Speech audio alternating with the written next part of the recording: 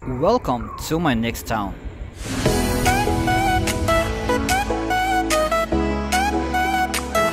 Ang kwentong ito ay tungkol sa pinakaunang town na in-explore ko sa Abra. Ano-ano ang mga kwentong nabuo sa town explorations na ito? I-admiration natin yan. Mayroon akong kwento mula sa aking paglalakbay. Mayroon akong kwento.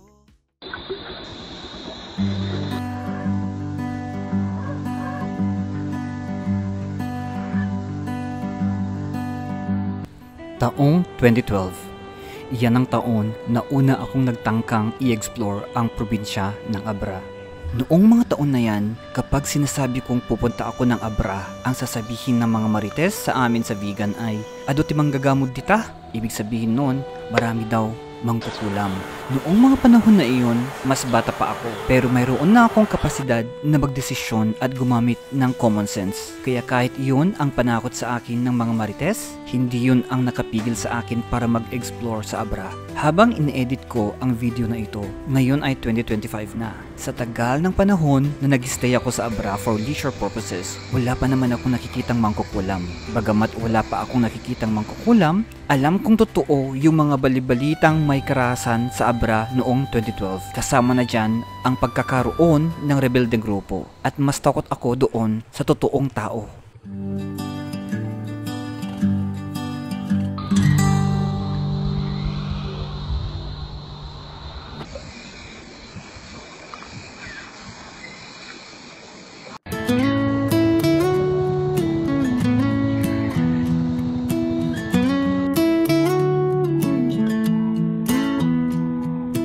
Big towns and small towns, we will check them out.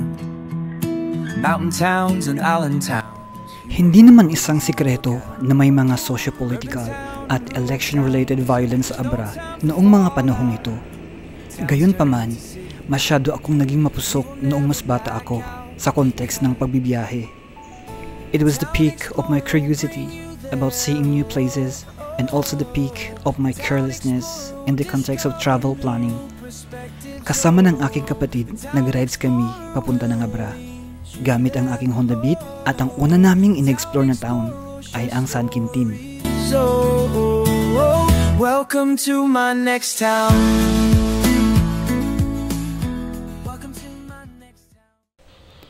Ang San Quintin ang pinakaunang town sa Abra kung galing ka sa Ilocos Sur. Mag-explore tayong mga towns.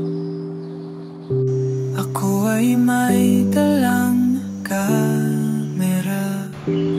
And for the very first time, nakakuha rin ako ng mga photos na nasa background ko ang Tangadan Tunnel. Sa mga araw na yon, achievement na sa akin ang makapagmotor sa Abra. Bago ang ride na ito, nagbabas lang ako kapag pumupunta ako ng Abra.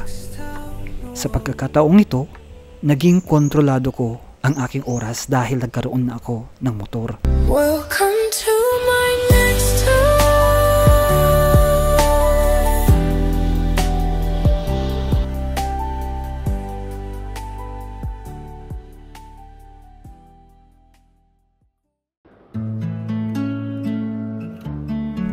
Ang unang ginawa namin ng kapatid ko sa San Quintin ay ang magpicture sa Tangadan Tunnel.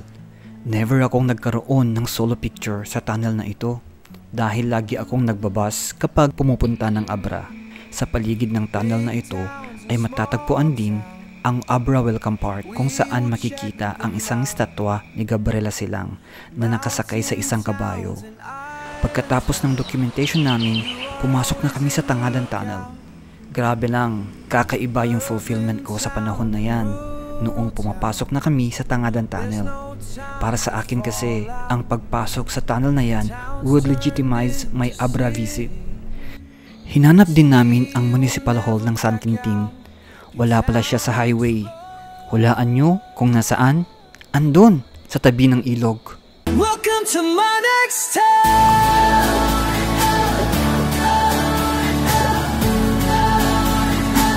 Welcome to my next town.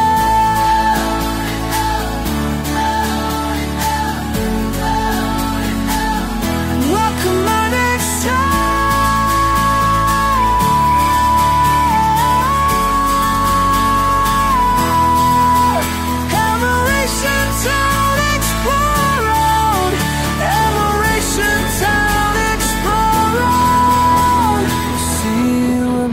Clarkstown.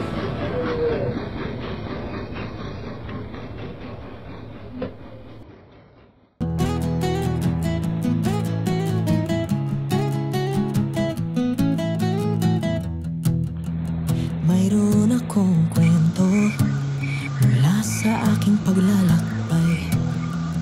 Mayroon akong kwento i-share ko pag-uwi ng bahay. Ako ay Noong 2012, hindi pa ganun kalawak ang aking kaalaman sa ganda ng Pilipinas. Alam kong limitado pa ang exposure ko sa Pilipinas noon.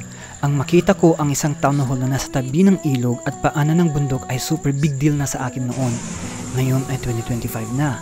Sa rami ng mga nakita kong town halls sa Pilipinas, hindi pala big deal ang reaction ko noong 2012 dahil hindi pa ako nakakakita ng ganitong kagandang location ng isang town hall after 13 years since that visit. Ito na siguro ang isa sa mga pinakamagandang town hall locations na nakita ko with the view of the Abra River and the panoramic landscape of San Quintin's barangays of Palang and Labaan na malapit sa boundary ng Ilocos Sur.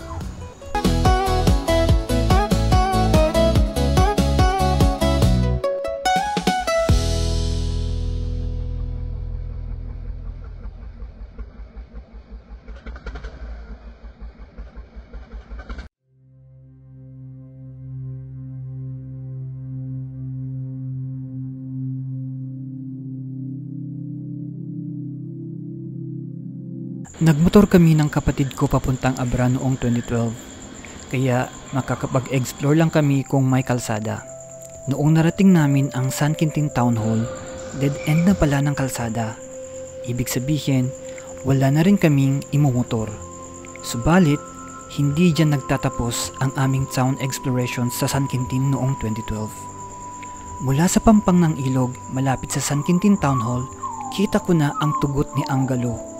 In Ilocano mythology, si Angalo ay isang higante na nag-iwan ng mga dambuhalang footprints o tugot ni Angalo sa Ilocano sa iba't ibang bahagi ng Ilocandia. Mula sa kinatatayuan ko, kitang-kita ko ang giant footprint ni Angalo na nakaukit sa bundok. Gusto ko noong puntahan ang lugar na iyan, kaso wala raw daanan. Kailangan daw ng bangka. At ang lugar na yan ay tinatawag na Barangay Labaan. Ayun na nga, may nakita akong bangka mula sa kabilang pampang. At makalipas ang ilang oras, may mga taong papalapit pa kung nasaan ang kinaroroonan namin. May daladala silang mga grocery. Doon ko nalaman na may isang barangay pala sa kabilang pampang ng ilog at iyan ay ang Barangay Palang. Ang nakita naming bangka ay isa palang passenger boat na namamasada sa mga tatawid ng ilog dahil walang tulay ang nagdudugtong sa kanilang barangay mula sa kabilang pampang. Gustong-gusto ko talagang tumawid noon sa kabilang banda ng ilog. I was hoping na meron pang space para ma-accommodate kami.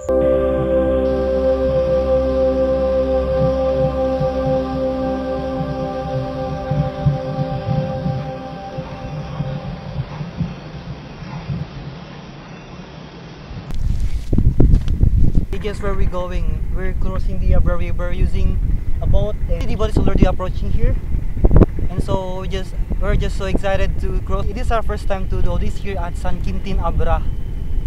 There you are. We're gonna cross this mighty river.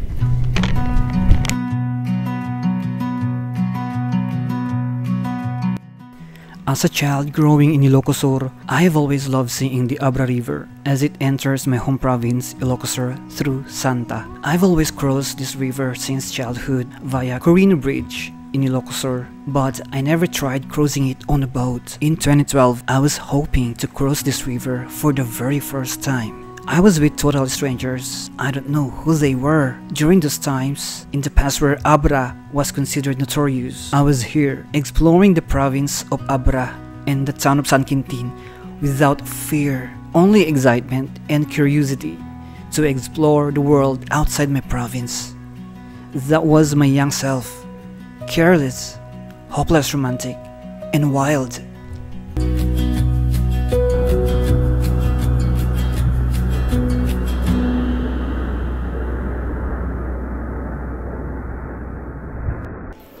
Kasama ang mga strangers sa Abra, hindi ako natakot na i-invite sila para magpicture kami.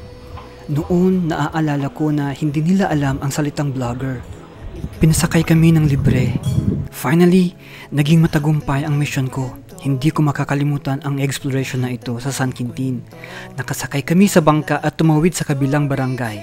Ang pagsakay na ito ang naging dahilan bakit ko nakita ang napakagandang town hall ng San Quintin mula sa POV ng sumasakay sa bangka. At yan ang kwentong Edmaration.